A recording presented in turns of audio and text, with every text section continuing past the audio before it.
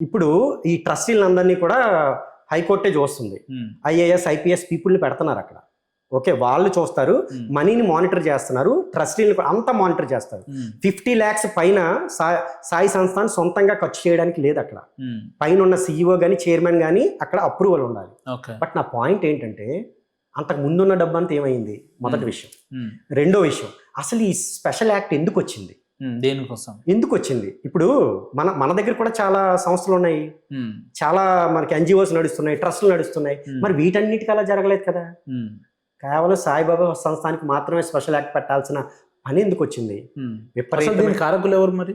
విపరీతమైన పిల్స్ పడ్డాయి, విపరీతమైన ఆ టైంలో ఎజిటేషన్స్ వచ్చాయి, విపరీతమైన ఆ టైంలో ఆరోపణలు వచ్చాయి. ఒకటి ఆరోపణలు ఏవి కూడా ఇది అని చెప్పి ఏ కోర్టు ఇవ్వలేదు, నిజాలు చెప్పుకోవాలి.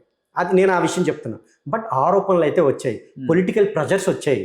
ఈ ట్రస్టీని ఈ పొలిటికల్ వాళ్ళే తీసుకొచ్చారు, లోపల గందరగోళం ఏర్పడింది, రకరకాల పిల్స్ వెళ్ళాయి ఈ కోర్టులకి.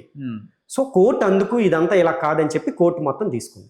అసలు ఎందుకు జరిగింది? అది మీ ఇష్టానుసారంగా ఎందుకు చేశారు అలా? అదొక ప్రైవేట్ సంస్థ, అంత పెద్ద సంస్థ అండి. ఆల్మోస్ట్ రేపు పొద్దున్న తిరుపతిని కొట్టేయాల్సిన అంత పెద్ద సంస్థ అది. అదొక ప్రైవేట్ వ్యక్తుల చేతిలో ఉంది, దానికి ఏం లేదు. 2014 నుంచి వచ్చింది. మరి అంతకుముందు అంతకుముందు ఏం జరిగింది? మీరు ఏం చేశారని అక్కడ స్పెషల్ యాక్ట్ తీసుకురావాల్సిన అవసరం పడింది గవర్నమెంట్కి. మరి అది చెప్పాలి కదా వాళ్ళు. సో ఇన్ని అనుమానాలు ఉన్నాయి. ఇవెవరు సాయిబాబా భక్తులకు తెలియదు చాలా మందికి. సో నేను అనేది అదే, ఈరోజు మన తాలూకు ప్రతి మరి మీరు సాయిబాబా దేవుడు కాదు, హిందువుల దేవుడు కాదని ఇంత డైరెక్ట్గా మాట్లాడి మళ్ళీ జనాలు తిరగలితే వాళ్ళ భక్తులు ఏమైనా దాడులు ఇట్లా చేయడం అట్లా ఏమైనా ఇబ్బంది అవుతుందిగా మరి మీకు? ఒకటండి, క్రిస్టియన్స్ దగ్గర కూడా మనం మాట్లాడుతున్నాం, ముస్లిమ్స్ దగ్గర కూడా మనం మాట్లాడుతున్నాం. ఈరోజు ఎవరేం చేస్తారా అంటే అది దేవుడి దయ, మన చేతుల్లో ఏముంది? ఇప్పుడు మీరు చెప్పారు సాయిబాబా కాపాడాలనా? ఎవరు? మళ్ళీ మిమ్మల్ని సాయిబాబా కాపాడాలి? సాయిబాబా వాళ్ళని కాపాడాలి, నన్ను ఎందుకు కాపాడాలి సాయిబాబా? నాకు నా దేవుళ్ళు లేరా? నాకేమైనా కాదు, ఏమైనా గుడ్డిపోయినా వంకరపోయినా నాకు ఎంతమంది దేవుళ్ళు ఉన్నారు నా పైన. నాకెందుకు ఒక ముస్లిం ఫకీర్? నాకెందుకు? నాకు అవసరం లేదు కదా. ఇప్పుడు వాళ్ళు హిందువులు అని చెప్తున్నారు, అసలు వాళ్ళకి సాయిబాబా అవసరం ఎందుకు పడిందో వాళ్ళు చెప్పుకోవాలి సమాధానం. ఎంతమంది దేవుళ్ళు ఉండగా మీరు సాయిబాబా దగ్గరికి ఎందుకు వెళ్ళారంటే ఈ దేవుళ్ళు ఏమి పనిచేయలేదా? దానికి వాళ్ళు చెప్పుకోవాలి. మరి వేరే దేవుడి దగ్గరికి వెళ్ళినప్పుడు వాళ్ళు హిందువులని ఎలా చెప్తున్నారు? హిందూ గ్రంథాలు చెప్పిన దేవుళ్ళని వదిలేసి వేరే బయట దేవుడి దగ్గరికి ఎందుకు వెళ్ళారు? సాయిబాబా ముస్లిం అని అనకండి. ఇప్పుడు ముస్లింలో ఉన్నట్టు 3-4 సార్లు వాళ్ళేం నమాజ్ చేస్తలేరే, లేదంటే ముస్లింలో ఉన్నట్టు వాళ్ళ పద్ధతిలో వాళ్ళేం ఆచారాలు ఇట్లా పాటిస్తలేరే? సాయిబాబా చేశాడు కదా, సాయిబాబా చేశాడు కదా. అదే చెప్తున్నా నేను. వీళ్ళు ఏం చేస్తున్నారు అనేది నేను డిఫైన్ చేయను కదా, నేనేమి ఆ మతాన్ని తీసుకురాలేదు కదా. నా పని ఏంటి? సాయిబాబా ఎవరంటే నేను చెప్తున్నా, సాయిబాబా ఎవరనేది నేను చెప్తున్నా. సాయిబాబా ఎందుకు దేవుడు కాదనేది నా గ్రంథాలు చూపిస్తున్నా. ఇప్పుడు నిజమైన కట్టర్ హిందువు ఎవరు? సాయిబాబాని నమ్మేటోళ్ళని ఏమనాలో చెప్పండి మరి మీరు. సాయిబాబా భక్తులు హిందువులు కాదు. ఎందుకు అంటే హిందూ గ్రంథాల ప్రకారం క్లియర్ లేవు, ఆయన ఒక వేరే వ్యక్తి. వీళ్ళు ఏం చేయాలి అంటే నిజాయితీగా పక్కకు వచ్చేయాలి. హిందూ సాయిరామ్ లేకపోతే సాయి కృష్ణ ఇలాంటి పేర్లు పెట్టుకోవడం, మన దేవుళ్ళని పెట్టుకోవడం మానేయాలి. వాళ్ళ తాలూకు ఏవైతే గుళ్ళు ఉన్నాయో వాటిలోంచి మన తాలూకు విగ్రహాలు తీసేయాలి. వాళ్ళు వేరేగా పెట్టుకోమనండి ఇండివిజువల్ గా. ఆ సాయి సంస్థాన్ని పెట్టుకొని వాళ్ళకి నచ్చినట్టు వాళ్ళు డబ్బులు ఇచ్చుకుంటారో ఏం చేసుకుంటారో, సాయిబాబాని పూజించుకోమని. అన్ని మతాల లెక్కనే వాళ్ళది కూడా. ఎందుకంటే రాజ్యాంగం ప్రకారం మీరు పూజించొద్దు అనే హక్కు నాకు లేదు. బట్ నా హిందూ గ్రంథాల ప్రకారం ఒక హిందువుగా నేను క్వశ్చన్ చేసే హక్కు నాకు ఉంది రాజ్యాంగం ప్రకారం. ఈ సైంటిఫిక్ మేనర్ అంటారు చూసారా, దాన్ని నేను తీసుకువెళ్ళాలి. నేను అక్కడ లాజికల్ గా క్వశ్చన్ నేను అడగాలి. సో నేను అడుగుతున్నా, మీరు ఆ ప్రకారం నడవండి. నెక్స్ట్ ఒక హిందూ ఎలా ఉండాలి అంటే సింపుల్ అండి. పైనున్న ఈ వేదంలో ఉన్న ఎవరైతే పరబ్రహ్మ దగ్గర నుంచి కిందనంటే ఏంటి, ఈ మన తాలూకు గ్రామాల్లో ఉంటారు చూసారా, గ్రామ దేవతల వరకు అందరినీ గౌరవించాలి. వాళ్ళని ఎవరు ఏ మాట అన్నా కూడా వాళ్ళ మీద తిరగబడాలి అంటే మళ్ళీ వేరే విధంగా కాదు, చట్టబద్ధంగానే దానికి కౌంటర్ ఇవ్వగలగాలి. దానికి మనం అసలు ఉండకూడదు.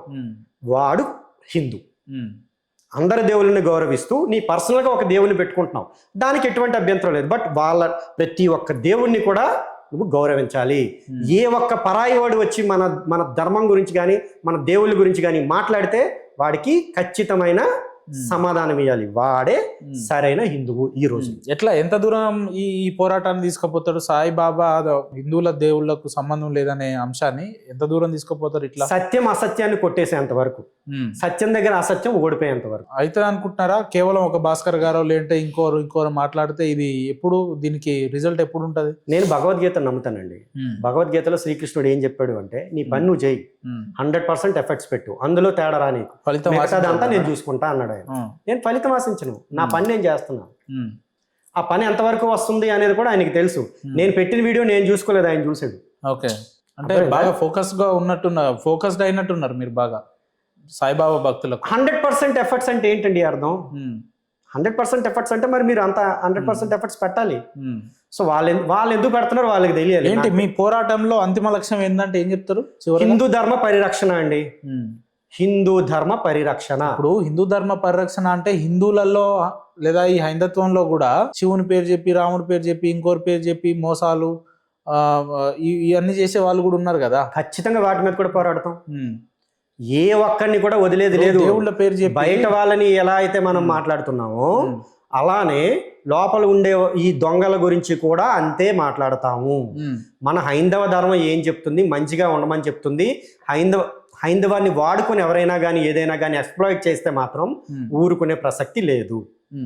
ఇది హిందువుల కోసం, హిందువుల ధర్మం కోసం, హిందువుల హక్కుల కోసం, రక్షణ కోసం మేము చేసే పోరాటం. ఇప్పుడు ఇంటర్వ్యూ నిర్భయంగా టెలికాస్ట్ చేసుకోవచ్చా మేము? అందుకే కదా ఎంత టైం కూర్చొని అనేకమైన అంశాలు దేవుణ్ణి అనేకమైన మనోభావాలు దెబ్బతీసే విధంగా మాట్లాడారు కదా, మీకు ఏమైనా ఇబ్బంది ఏం లేదు? ఇక్కడ మనోభావాలు దెబ్బతీసే అంటున్నారు. సత్యం కన్నా మనోభావాలు ఇంకేం కాదండి. ఇప్పుడు దొంగ కూడా మనోభావాలు ఉంటాయి. ఒక జడ్జి వచ్చి నిన్ను నేను శిక్షిస్తున్నాను అంటే వెంటనే దొంగ నా మనోభావాలు దెబ్బతీసే, నీ మీద కేసేస్తాను అనగలడా? అక్కడ ఏంటి? సత్యం అసత్యం మీద డిపెండ్ అయి ఉంటది. మనోభావాలు ఉంటాయి కానీ అవి సత్యాసత్యాల మీద కూడా ఉంటాయి. సో నా మనోభావాలు దెబ్బపడుతున్నాయి, నేను సత్యంలో ఉన్నా. నా తాలూకు ప్రమాణాలు లేకుండా నా తాలూకు దేవుళ్ళని కబ్జా చేసి, నా తాలూకు పండగలను కబ్జా చేసి, ఒక ముస్లింని పైకి తీసుకొచ్చి ఆయన దేవుడి కింద చేసి నా దేవుళ్ళని అందరినీ వాళ్ళ కాళ్ళ కింద పెట్టడం వల్ల నా మనోభావాలు దెబ్బతింటాయా? సరే, ఫైనల్ నిజంగా ఒక ముస్లిం అని చెప్పి వాళ్ళ బుక్ లో ఉన్నప్పుడు నేను సత్యంగానే ముస్లిం అని చెప్తుంటే వాళ్ళ మనోభావాలు దెబ్బతింటాయా? చెప్పండి మీరు. ఓకే, ఇంటర్వ్యూ ఉద్దేశించి లాస్ట్ అండ్ ఫైనల్ గా చివరికి ఒక సందేశం బాబా భక్తులకు మీరు ఏం చెప్పదలుచుకున్నారు? బాబా భక్తులకి నేను ఏమి చెప్పదలుచుకోలేదు, హిందువులకి నేను చెప్పదలుచుకున్నాను. చెప్పండి. బాబా భక్తులకి ఎందుకంటే వాళ్ళు ఆల్రెడీ సైడ్కి వెళ్ళిపోయారు. నాకు వాళ్ళతో ఎటువంటి ఇబ్బంది లేదు. వాళ్ళు నన్ను ఇబ్బంది అనుకుంటున్నారు, నాకు వాళ్ళతో ఇబ్బంది లేదు. హిందువులకి నేను ఏం చెప్తానంటే, సాయిబాబాని మీరు మొక్కాలి అనుకుంటే శాస్త్ర ప్రమాణం చూసుకోండి. ఇది మొదటి విషయం. మీరు యేసుని అల్లాని ఎలా అయితే మొక్కట్లేదో అలానే సాయిబాబా కూడా ముస్లింని మన గ్రంథాల ప్రకారం మొక్కకూడదు. వాళ్ళని పాషాండ మతాల వారు అంటారు, వాళ్ళని మ్లేచ్చులు అంటారు. మన గ్రంథాల ప్రకారం చూసుకోండి. నిజంగా చెప్పాలంటే అది పాపం. ఇప్పుడు ఎలా అయితే క్రిస్టియన్స్ యేసుని తప్పించి, ముస్లిమ్స్ అల్లాని తప్పించి అయితే పాపం అని ఎలా అంటారో, మన గ్రంథాల ప్రకారం కూడా మన దేవుళ్ళని కాకుండా వేరే మతాన్ని మొక్కితే అది పాపం. మీరు నరకానికి పోతారు ఖచ్చితంగా. సో ఈ డిఫరెన్స్ మీరు తెలుసుకోండి, శాస్త్రాల గురించి తెలుసుకోండి. అప్పుడు వేరే వాళ్ళు ఏదో ఒకటి చెప్తే, ఈరోజు సాయిబాబా నా ప్రాబ్లం కాదండి, ఇలాంటి వారిని ఇంకొకరిని తీసుకొస్తారు రేపు పొద్దున్న. మీకు అర్థమవుతుందా? ఇలాంటి వాళ్ళు 100 మంది వస్తారు. ఎందుకంటే మన కలికాలం ఇంకా ముందుకి. ఎప్పటి నుంచే ప్రతి ఒక్కరు కూడా విచక్షణతో మన శాస్త్రాలను తెలుసుకొని దాని ప్రకారం నడిచి ఇలాంటి వాళ్ళందరినీ వేరు చేసి కేవలం మన శాస్త్రాలు చెప్పిన దేవుళ్ళ వరకు మొక్కితే మనకి ఎటువంటి ప్రాబ్లమ్స్ కూడా రావు. ఇది నేను ఫైనల్ గా ఇచ్చే conclusion. Right sir, thank you so much. పిలవంగానే స్టూడియోకి వచ్చి ఇంతసేపు అనేక అంశం మీద వివరణ ఇచ్చినందుకు మీకు ప్రత్యేక ధన్యవాదాలు సార్. మీరు చేసే పోరాటంలో సత్వర న్యాయం దొరకాలని, లేదంటే హిందువులలో చైతన్యం అంత త్వరగా రావాలని వ్యక్తిగతంగా నేను కూడా కోరుకుంటున్నా. Thank you sir. Thank you sir. అందరికీ నమస్కారం అండి. జై శ్రీరామ్, జై హింద్.